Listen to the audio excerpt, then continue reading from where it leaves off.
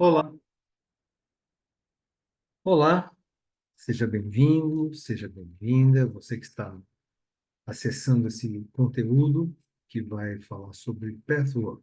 Pathwork, uma palavra em inglês que junta duas outras palavras, path e work, caminho, trabalho, trabalho do caminho. A gente vai falar mais sobre isso, justamente essa é a razão dessa série que eu estou começando com este vídeo de agora. Petro, o que é o Petro e como é que a gente pode usar essa ferramenta como um instrumento amoroso de crescimento. Estou falando de amor próprio, de amor à vida, de amor às pessoas, de amor de uma forma geral. Meu nome é Júlio Gaspar, eu sou terapeuta de Petro, terapeuta corporal, e decidi fazer essa série de palestras para divulgar o meu trabalho, é verdade, meu nome como terapeuta, e também porque fazer esta apresentação requer entrar em contato com esse conteúdo que me nutre, me equilibra e impulsiona minha vontade de viver, minha vontade de realizar cada vez mais e fortemente, cada vez mais e plenamente a real expressão de mim mesmo. Estou no caminho do Petro, que há quase 20 anos, e sou extremamente grato a ele. É a base da minha vida, hoje eu posso dizer, permeia todas as minhas relações, todos os meus projetos, todos os meus sonhos. Mas nesse trabalho, essa série de palestras também, tem a ver com eu considerar que o nosso tempo, esse tempo que a gente vive, pede respostas, pede partilhas, pede doações, pede reflexões. Há muita infelicidade, há muito medo no planeta.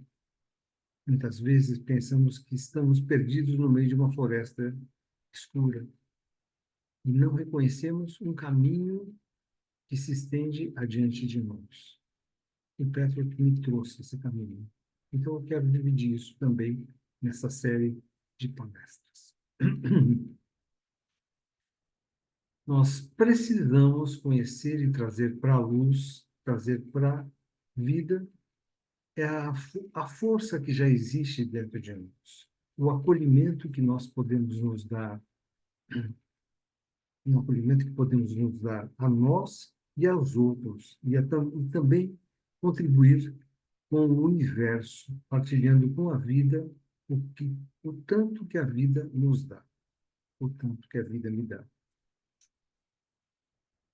Como roteiro para essa série, eu escolhi um livro que para mim é muito precioso, um livro chamado Não Temas o Mal.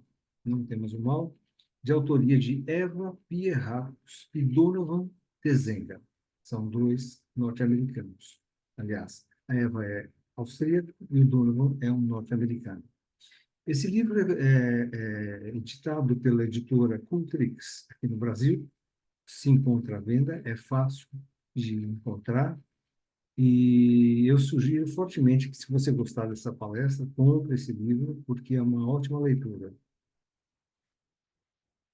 Uma particularidade importante: esses dois autores dos quais eu estou falando, a Eva Pierrakos e o Donovan Tezenga, eles de fato não são realmente autores do livro.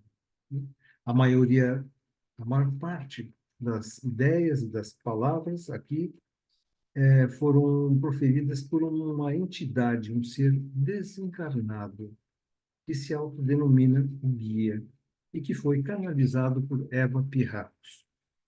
Por mais de 20 anos, a Eva desenvolveu-se espiritualmente, aprofundando a sua capacidade de servir como um canal para para esse conhecimento, um conhecimento espiritual muito elevado.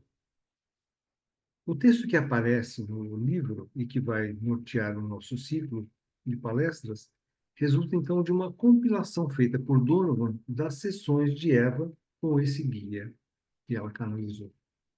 Então, dado esse recado, vamos começar a nossa palestra propriamente dita. Então, a gente começa com a seguinte reflexão. Você que está me assistindo não é uma pessoa má. E eu não sou uma pessoa má. Contudo, o mal existe no mundo. E de onde é que ele vem? As coisas más que acontecem no planeta são praticadas por seres humanos. Não podemos pôr a culpa nas plantas, nos animais, numa doença ou influências nefastas do espaço sideral. Mas se você não é mau e eu não sou mau, quem é mau? Quem é mau nesse mundo? Será que o mal está apenas em outros lugares, como a Alemanha nazista, ou ditaduras sanguinárias, ou em tantas guerras que não param de assolar o planeta? Será que o mal habita apenas o coração dos criminosos, dos políticos desonestos, despóticos, mas nunca nas pessoas boas que nós conhecemos? Será possível que ninguém seja mal, mas apenas desorientado? Onde reside o mal? De onde ele surge? Onde ele mora? E onde ele se manifesta? O Petlock ensina que o mal reside em cada uma e em toda a alma humana, inclusive a sua e a minha. Em outras palavras, o mal que existe no mundo é a soma do mal que existe em todos os seres humanos. Ouvir isso assusta. Ouvir isso pela primeira vez assusta. Para quem está no Petlock, isso já é um costume, já é uma verdade com a qual a gente lida mais ou menos bem. O mal é um adjetivo forte que queremos reservar para grandes criminosos e sádicos. Dificilmente aplicamos este adjetivo para nos referir a nós mesmos e a pessoas próximas. Maus são os outros, são os que não pensam como nós. No espectro social que eu frequento, que eu vivo, que eu levo à minha existência, a maldade se aplica principalmente àqueles que são machistas, praticam racismo, aos que discriminam a população LGBTQIA+, aos que não acreditam na democracia nem nos direitos humanos. Mas é isso, o mal está fora. Acontece que eu também, como todo ser humano, já fiz coisas que são moralmente repreensíveis. E com certeza isso se aplica mesmo a todos nós. Em algum momento, nós apresentamos falhas de caráter, todos somos mais ou menos egocêntricos, egoístas, mesquinhos. Essas falhas de caráter nos levam a ser antipáticos, rancorosos, ciumentos e a agir de uma forma que contribuímos para aumentar o sofrimento no mundo. Em alguma medida, nós já fizemos isso, ou fazemos, e talvez faremos. Você e eu certamente não somos maus em nossa totalidade ou em nossa essência, mas nós temos o mal dentro de nós. A palavra mal pode descrever uma escala de comportamento que vai desde uma simples mesquinhez e o egocentrismo, num extremo, até o sadismo ou a omissão genocida na outra ponta. Aqueles de nós que habitam o extremo inferior do espectro podemos ter o desejo de dizer que nada temos em comum com os assassinos do extremo oposto. Mas será verdade? Será que não temos nada em comum com os malfeitores da outra ponta da escala? Não somos todos pecadores de alguma forma, como diz uma das orações mais conhecidas do cristianismo, rogai por nós, os pecadores? Na minha infância, a palavra pecado tinha um enorme peso. Hoje, nós preferimos usar a terminologia da psicologia, que fala de defeitos e falhas humanas, mas normalmente coloca a culpa por esse comportamento, coloca a culpa em algum lugar fora de nós, nos pais, na sociedade, e eles seriam responsáveis por sermos quem somos, perdão. A mudança pessoal, então, ocorre apenas quando compreendemos a origem da programação negativa que os outros nos infligiram. Esse olhar da psicologia faz com que a gente perca algo muito importante, que é a qualidade da autorresponsabilidade. A autorresponsabilidade pela minha negatividade, pelos meus atos e pelas minhas omissões. A autorresponsabilidade por tudo aquilo que eu crio na minha vida, por tudo aquilo que eu crio na minha trajetória de vida. Ser responsável é diferente de ser culpado. Ser responsável significa reconhecermos, às vezes, como a origem da dor, da injustiça, do descaso, às vezes voltado para nós mesmos, um descaso, uma injustiça, um auto-julgamento cruel, que a gente se voltado para contra nós mesmos, ou então contra outras pessoas, contra o próprio mundo, contra Deus. Isso traz uma dúvida. Se eu posso admitir esse grau de responsabilidade, admitir que não sou apenas vítima do mal que há no mundo, mas que eu sou, à minha maneira, um iniciador da negatividade, o que eu devo fazer então? Se o mal existe dentro de mim, o que é que eu faço, né? Eu vou conviver com isso, eu não tenho nenhuma forma de fazer uma transformação disso. Como é que eu posso transformar esse mal? Como é que eu posso transmutar esse mal que eu reconheço em mim? A religião tradicional fornece preceitos morais a serem seguidos, tais como não faça aos outros o que não deseja que os outros façam a você, ou ama a teu próximo como a ti mesmo. Certamente, se todos nós pautássemos nossa existência por esses preceitos, o mundo poderia ser um lugar muito mais agradável de se viver. Mas o fato de aceitarmos esses princípios como válidos, parece que ainda não é suficiente para fazer com que a gente os siga. Então, vivemos correndo atrás desses preceitos, mas não conseguimos segui-los, ou nos esquecemos. Como é que a gente pode mudar esse comportamento de fato?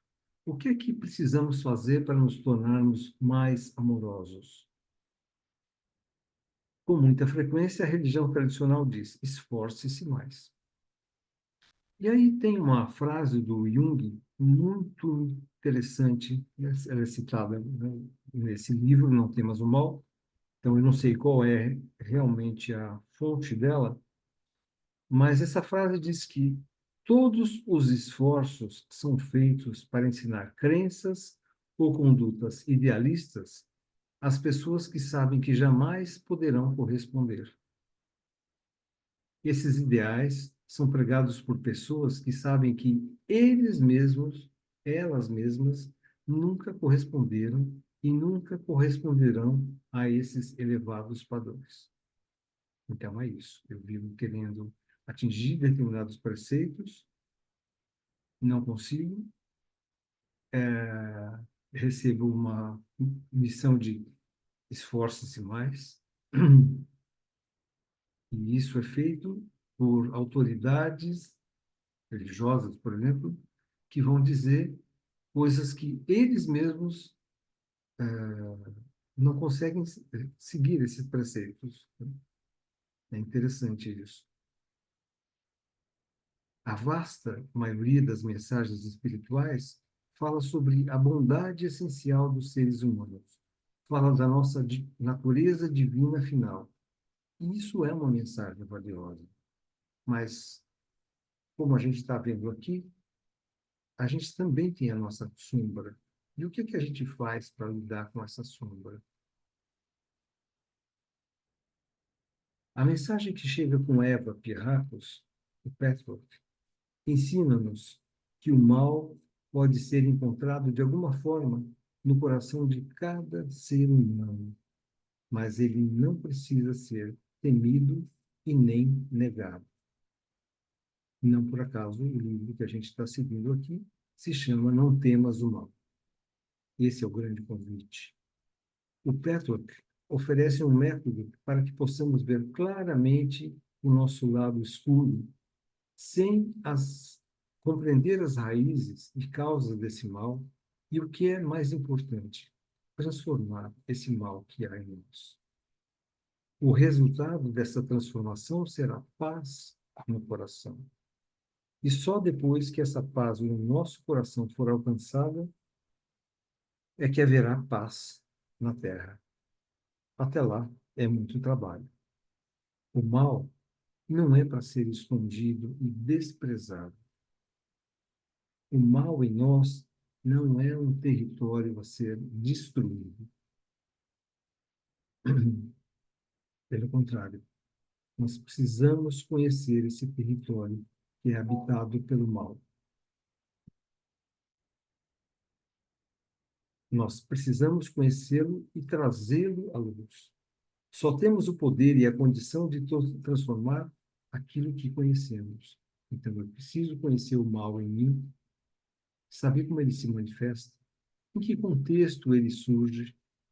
Quanto mais eu souber sobre o mal que há em mim, as minhas negatividades, os meus defeitos, a minha cobiça, o meu ciúme, a minha inveja, a minha maldade, o meu egoísmo, só quando eu conheço o mal que há em mim é que eu posso transformar. Porque, de fato, não há como transformar algo que eu não conheço, que eu até imagino que não me pertença, não tem nada de comigo. Reconhecer o mal não é tão fácil quanto possa parecer e nem tão difícil que não possamos enfrentar. Mas é uma travessia árdua. Exige acreditar em nós mesmos como, como merecedores de amor e felicidade. Apesar de todo o mal que eu possa ter, mesmo assim eu sou merecedor de amor e felicidade, a despeito da negatividade que descobrimos em nós.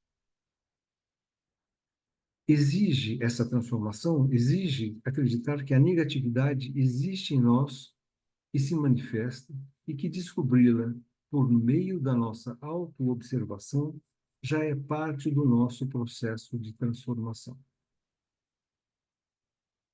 A gente pode, inclusive, considerar que o mal dentro de nós, o nosso chamado eu inferior, perpétuo, também são, compõem a carga de trabalho que trouxemos para essa vida.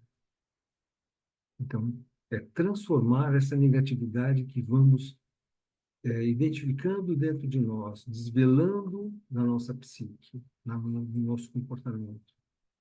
Então, à medida que a gente faz isso, isso já é parte do processo de transformação. Bom, aqui eu queria fazer uma pausa e mudar um pouquinho, ligeiramente, de assunto. A gente vai se aprofundar muito mais ao longo das palestras a respeito disso que estamos falando agora, sobre esse encontro com o mal, sobre a transformação, a aceitação desse mal, a constatação de que ele existe, o conhecimento do mal que existe em nós e como é que a gente pode transformá-lo. Então, a gente vai falar muito sobre isso aí. Então, se vocês tiverem dúvidas, encaminhem, por favor. Mas eu já quero adiantar que isso é um ponto central no Petrock, na apresentação do Petrock, mas isso vai ser mais diluído, né? Vai ser mais especificado, compartimentado, explicado.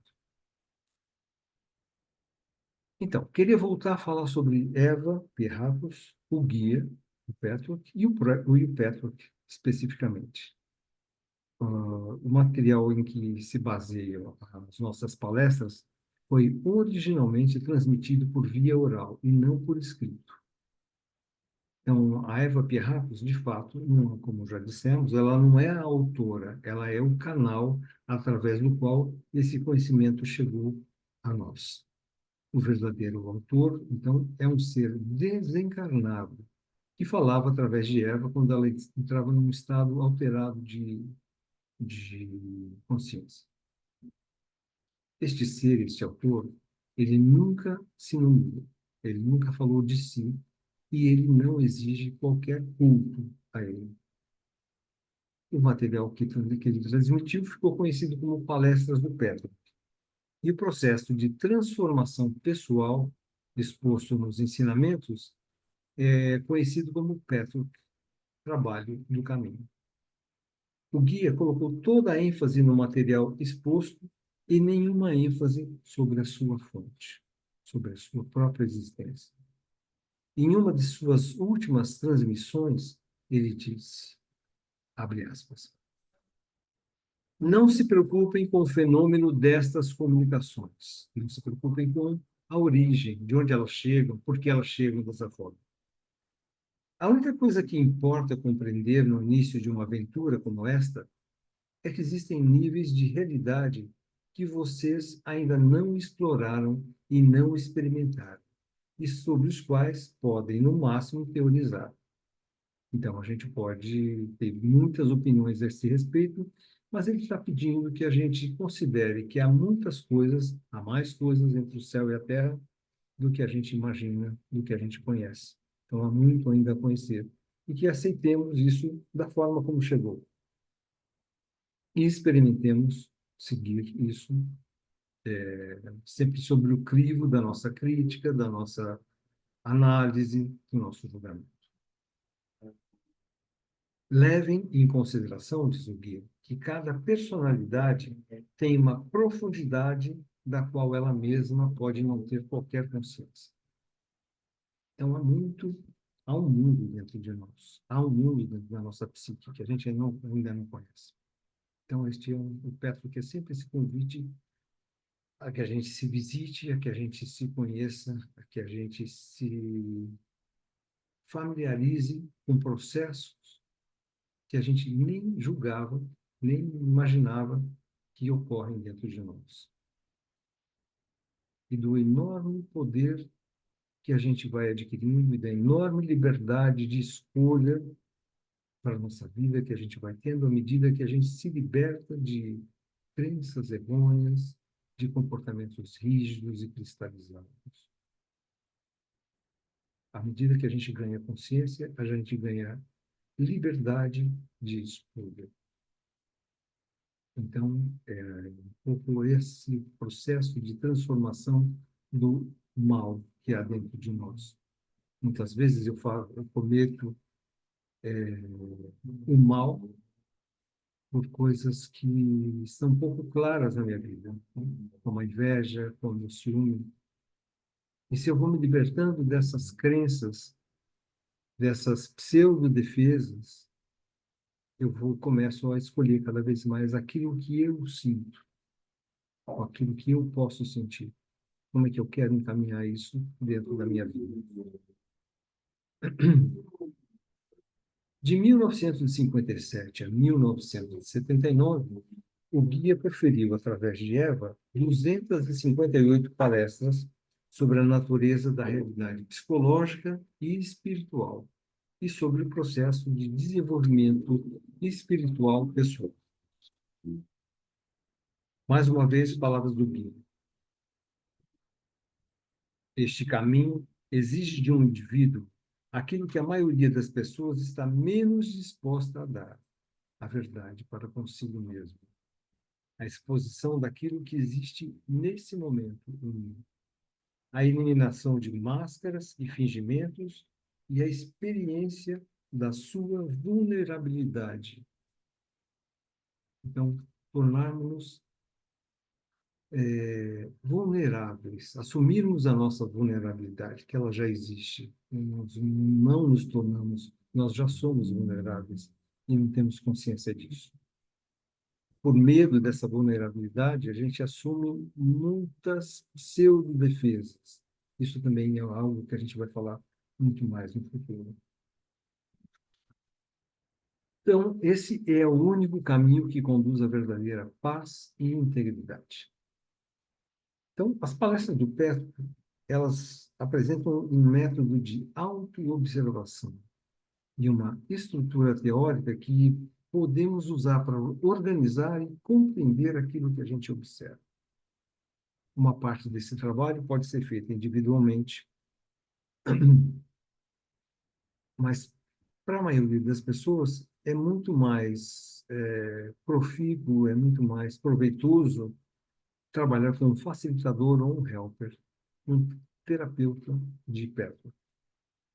Uma vez que a, uma vez que você já tem aprendido a verdadeira autoobservação, então teve coragem de trazer a sua sombra, seu eu inferior para a luz, você está pronto para iniciar a prática da verdadeira autotransformação. Mas é lógico que o trabalho com Petro, o nosso trabalho de autotransformação, ele não ocorre assim em instâncias estanques, né? Primeiro eu tomo consciência, depois eu transformo, né? A nossa vida é cheia de frentes, né? Então, pode ser que aconteçam coisas na nossa vida profissional que nos levem a determinados desafios e o desenvolvimento de melhores respostas, enquanto que no nosso casamento a gente está vivendo uma outra realidade, um outro momento. Então é bastante dinâmico todo esse processo de autoconhecimento, né? Bom, eu termino informando que o Petro está organizado em todo o Brasil, né? Tem em vários países também. Mas aqui no Brasil, está em vários estados. Eu não sei se em todos os estados, mas eu, por exemplo, estou ligado à regional do Petroc São Paulo e Paraná. No site que eu vou deixar aqui embaixo também, que é o www.petroc.com.br, você encontra uma lista de profissionais que atendem em várias cidades. Eu sou helper, eu sou facilitador de Petro desde 2014, helper desde 2019. Estou em Jundiaí, que é uma cidade próxima de São Paulo, onde eu tenho um espaço de atendimento presencial. Mas eu atendo também clientes individuais e em grupo online. Bom, espero que você tenha gostado. Esse é meu primeiro vídeo. Tem aí algumas hesitações que você vai perceber que é desse momento de inauguração de um novo canal, mas espero que você tenha gostado. Mande suas dúvidas, seus comentários, fique à vontade. Vai ser um prazer poder conversar com quem queira. Nosso próximo encontro acontece no dia 5 de outubro. E nesse dia a gente vai falar mais especificamente sobre autoconhecimento. Então, é isso. Muito obrigado pela audiência e até o dia 5. Nos vemos.